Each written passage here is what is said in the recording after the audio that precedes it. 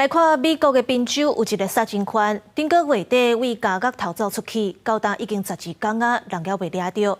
警方发现这个犯人捌偷牵车去找朋友斗相共，互监视器翕到。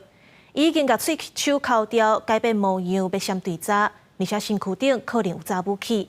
目前警方是提供赏金25000块的美金，希望民众会当斗掠人。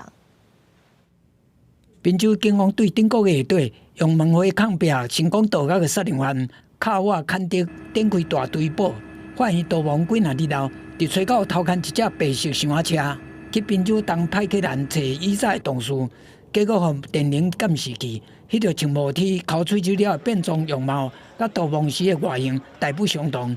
一连刷找两个朋友拢找无，过当天车道发现等咧山野之间，警方把伊接到最新的线报，讲伊伫家乐北平大约32公里的小镇出入，随时伫当地发出警告。We obviously have always treated him as being dangerous, and we have always treated him as potentially being armed.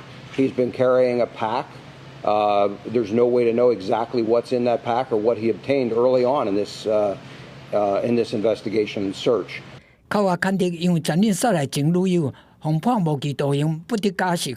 伫这进程，伊嘛伫家乡巴西犯杀人罪。警方讲，卡瓦坎德有可能搁再偷车逃亡，呼吁民众爱注意。不过，警方嘛同时阵认为，逃犯会去找几若年无联络的朋友，要是已经走投无路、进退无步，研判伊要是要伫宾州会扩大搜索范围，展开长期控制。Why do you still believe he's in Pennsylvania? Because I have no reason to believe that he is not. I don't believe he has the resources to get out of Pennsylvania. And again, other pieces of information that we have generated within this investigation lead me to believe that he is still here. 另外，有关当局清查逃犯的背景，发现伊的小妹居留超过期限，已经甲伊逮捕，准备送回去巴西。